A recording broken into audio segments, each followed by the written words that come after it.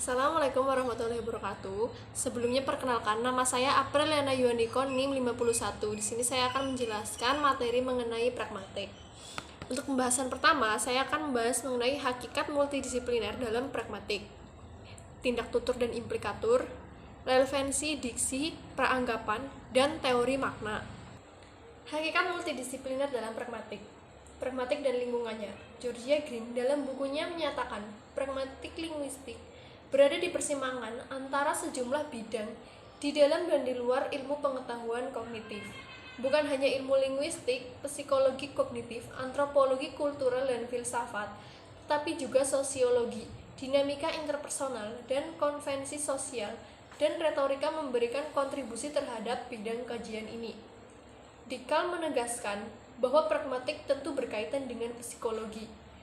May menyatakan di sini kita berurusan dengan sebuah persoalan yang pada dasarnya bersifat filosofis dan yang menimbulkan berbagai konsekuensi serius baik bagi linguistik teoritis maupun pengguna bahasa kita. Oleh karena itu, acuan juga merupakan persoalan pragmatik. Kutipan di atas menunjukkan dua ciri pragmatik, yaitu bahwa pragmatik banyak dibicarakan oleh sejumlah disiplin akademik. Sebagian dari disiplin ini misalnya, filsafat telah memberikan banyak dasar konseptual pragmatik. Kedua, pragmatik yakni kapasitasnya untuk mempengaruhi perkembangan konseptual. Parera menjelaskan pragmatik adalah kajian pemakaian bahasa dalam komunikasi, hubungan antara kalimat, konteks, situasi, dan waktu diujarkannya dalam kalimat tersebut. Informasi. Dari informasi yang lebih luas, sebagai tempat lahirnya definisi ini, jelas sekali tampak kalau Kruse bermaksud menyatakan definisi ini memasukkan fenomena-fenomena yang memiliki komponen pragmatik yang jelas, misalnya acuan, dan mengesampingkan fenomena-fenomena yang dijelaskan dalam mekanisme non-pragmatik tertentu lainnya. Encoding. Dalam encoding linguistik, pikiran diubah menjadi bentuk linguistik yang kemudian dapat menjalankan komunikasi. Konvensi. Makna semantik dapat dikontraskan dengan makna pragmatik yang dengan jelas tidak bersifat konvensional. Sebuah ujaran menghasilkan implikatur percakapan tertentu dalam suatu konteks tertentu bukanlah bagian dari konvensi bahasa manapun. Justru, implikator ini hanya dapat diperoleh dengan mengambil penalaran dari hubungan antara makna konvensional sebuah ujaran dengan konteks. Konteks. Gagasan tentang konteks berada di luar pengejawantahannya yang kelas seperti latar fisik tempat dihasilkannya suatu ujaran yang mencakup faktor-faktor linguistik, sosial, dan epistemis. Penggunaan. Beberapa kajian linguistik klinis telah berulang kali menggunakan banyak sekali pasien yang mengalami gangguan bahasa yang tingkat struktural bahasa fonologinya, sintaksis dan semantiknya relatif utuh, namun terjadi kemacetan-kemacetan tertentu dalam penggunaan bahasa. Tindak tutur dan implikatur. Hare menjelaskan, tindak tutur merupakan gejala individual yang bersifat psikologis dan keberlangsungannya ditentukan oleh kemampuan bahasa si penutur dalam menghadapi situasi tertentu. Dalam tindak tutur ini lebih dilihat pada makna atau arti tindakan dalam tuturannya. Bentuk-bentuk tindak tutur.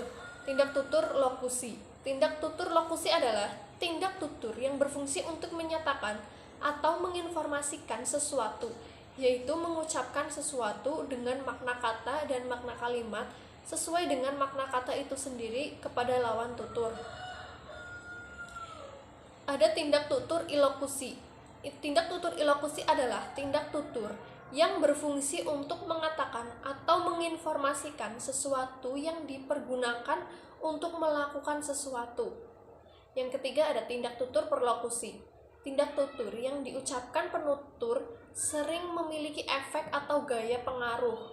Efek yang dihasilkan dengan pengujaran sesuatu itulah yang oleh Austin dinamakan perlokusi. Efek atau gaya tuturan itu dapat ditimbulkan oleh penutur secara sengaja, dapat pula secara tidak sengaja. Tindak tutur yang pengujaran dimaksudkan untuk mempengaruhi mitra tutur inilah merupakan tindakan perlokusi. Implikatur.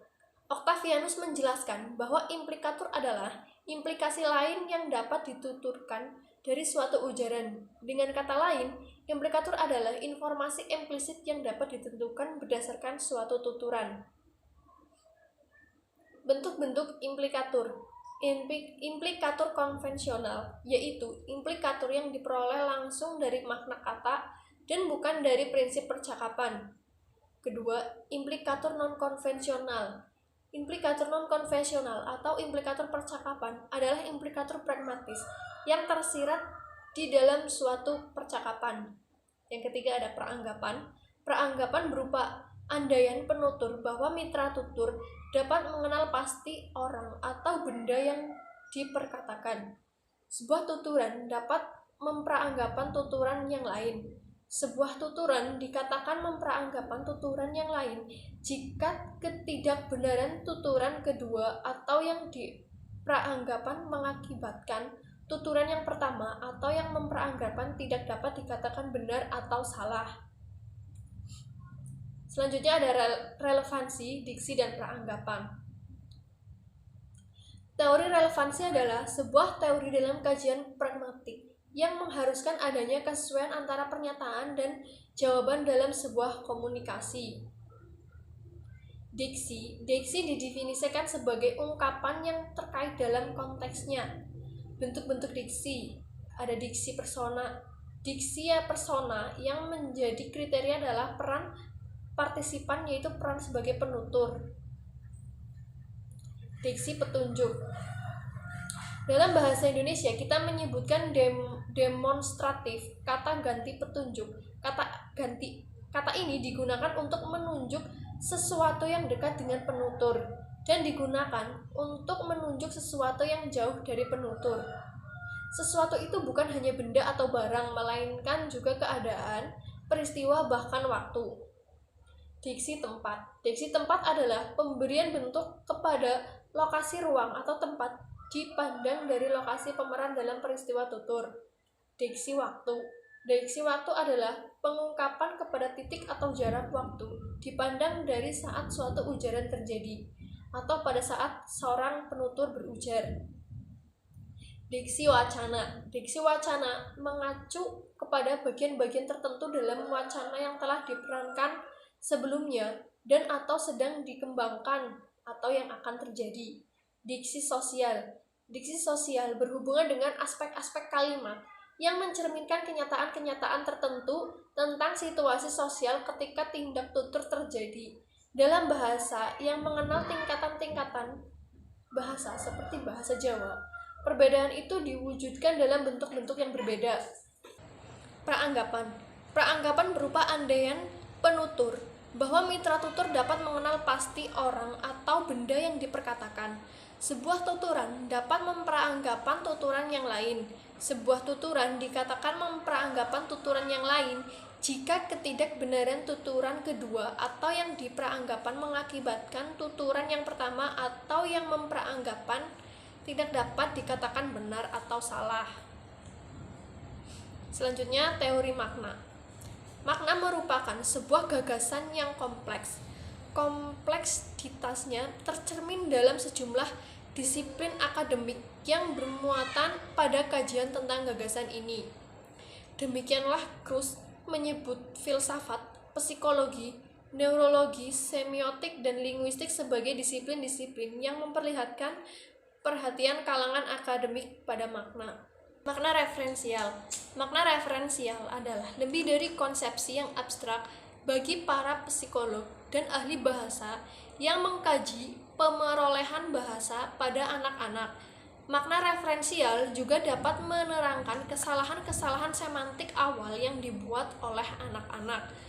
Yang lebih sering terjadi daripada tidak adalah bahwa kesalahan-kesalahan semantik ini dalam bahasa anak kecil berkembang secara spontan setelah kurun waktu perkembangan konseptual lebih lanjut. Pengetahuan anak sedang tumbuh memungkinkannya membatasi penggunaan dedi, misalnya untuk mengacu pada pria dewasa. Perlunya makna psikologi. Chomsky berpendapat bahwa tata bahasa yang diperoleh oleh anak-anak itu tidak dapat dijelaskan dengan data-data linguistik yang selalu diberikan kepada mereka secara rutin. Lagi pula, kegagalan belajar untuk menjelaskan pemerolehan tata bahasa diperburuk dengan sifat lebih lanjut suatu bahasa. Menurut Fodor, kita tidak dapat berbicara tentang penempatan ekstensi pada predikat bahasa, yakni kita tidak dapat berbicara tentang makna referensial jika tidak ada pengertian makna representasional tertentu. Lagi pula, kita tidak dapat belajar mentalase karena untuk melakukannya, kita memerlukan adanya bahasa mental yang lebih jauh di mana kaidah-kaidah untuk konsep-konsep mentalase dapat dipresentasikan. Bagi Fodor, mentalase merupakan struktur sejak lahir. Dalam dua hal, penyelidikan mempunyai arti penting sekarang.